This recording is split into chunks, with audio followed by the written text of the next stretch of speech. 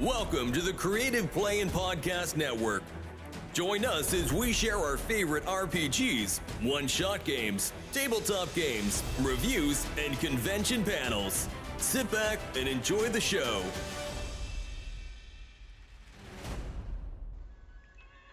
Hi, this is Kelly, aka Trixie from Ragnarok and Roll, assigned to Ragnarok Story, and Tilda Wimblewick from D&D Journey of the 5th Edition.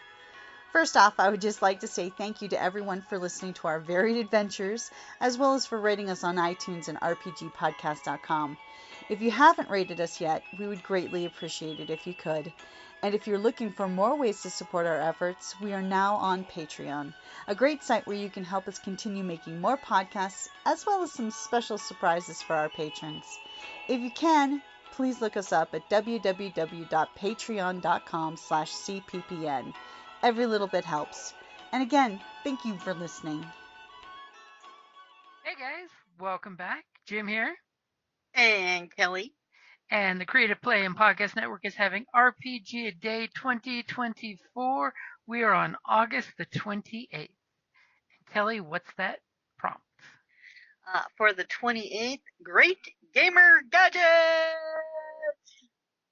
Gadget.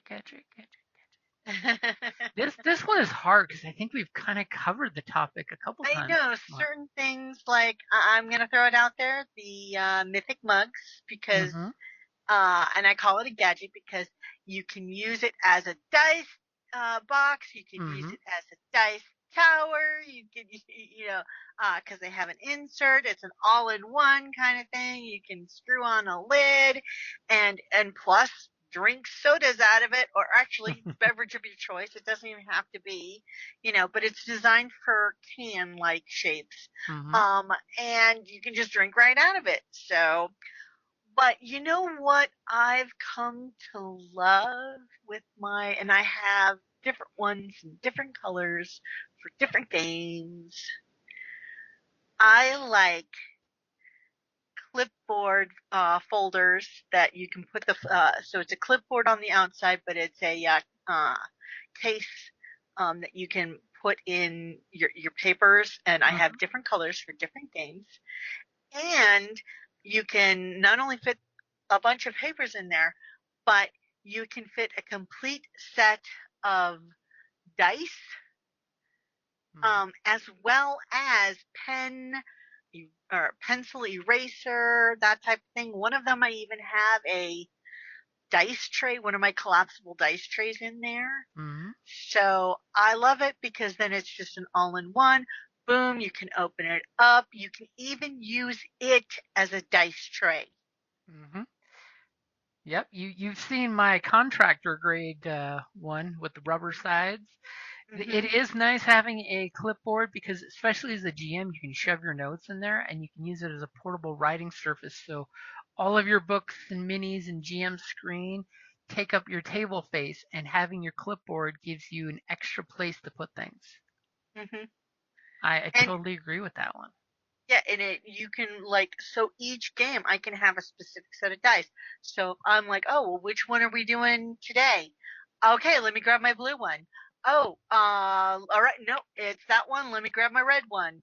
I will have a specific one for different types of game.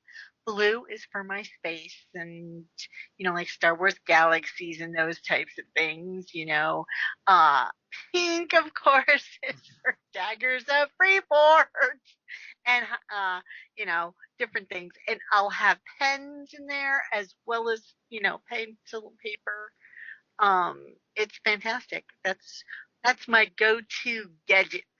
That is a great pick. Mine is going to be super complicated because it has nothing to do with me watching YouTube today, while working. But I'm going to throw out and there's many different versions. I'm just going to go out with one of the ones that I've seen. Taking 20 on YouTube, his channel, he's got a really great tutorial for making a cheap and portable flat screen TV playing surface.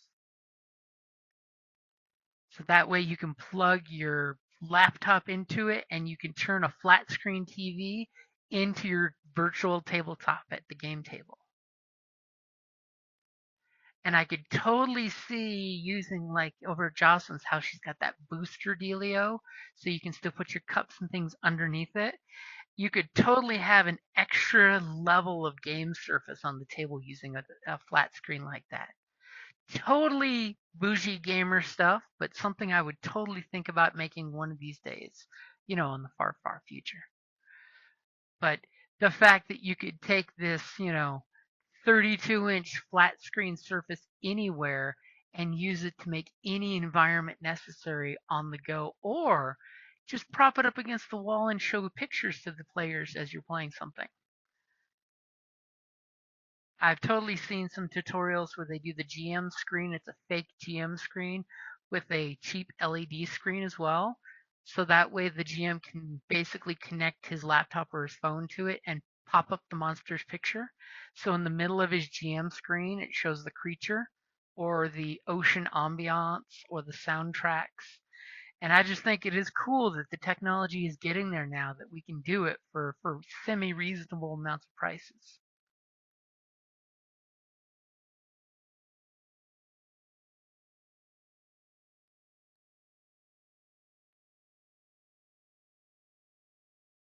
Are you there?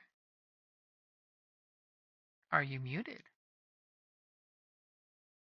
Oh, yes, apparently I was muted. I'm sorry. I'm like, did I lose you? No, I muted myself because I was coughing. And I'll totally post the link to Taking 20's page where he makes the cheap and portable flat screen tabletop TV, because that's just super sexy handy. I mean, it really is. Think of how few gaming maps you'd have to carry around if you had your laptop set up for that. That's true, but you do have to, it can be risky taking your laptop to certain places. Oh yeah, so. I'm one of those people. I don't want to have more crap in front of me at the GM's table, because I already have a lot of crap at the GM's table. And I do fear laptops, as a general rule, laptop at the table is just another distraction like a GM screen, than engaging with your players. That's just one of the me personal things. I like to put as little things between me and my players' happy little faces, because I want to see everyone's faces and reactions and not be looking down at my screen as I glower at the player at the table who's got his laptop out, wondering what he's doing behind that screen. You best not be playing World of Warcraft. Oh, yes. Well, that's a little harder to play when you're in, gaming. But when you're like, say, all together around the table, sometimes, I don't know, it's like, it kind of takes the personal out of the gaming, it's like a buffer between you, and it's a detriment to the social aspect if you're gaming in person to have the laptop there, I think. We might be touching on tomorrow's topic there. Remember, gamers, just like at dinner, cell phones away while eating. Well, I think that's a topic for another day. Yeah, I think that'll be the topic for tomorrow. Very appropriate for tomorrow's. And by the way, I totally want to throw it out. Tomorrow is the eve before Tucson Comic-Con. Yes, it's hump in day for all the fan table groups and all the vendors that we know that are selling there. So keep an eye out for Tucson Comic-Con. If you're going, I totally want to throw it out there. There are some after parties that are listed on the Facebook pages. And Tucson Convention Center does have a clear bag policy, so that if you go to the convention, you have to have a clear bag that security can see and go through things. And they will totally have their drumsticks to poke through your bag if they have to actually physically poke in there. Shameless plug for Tucson Comic-Con, because we're going to be there and we're going to have a great time.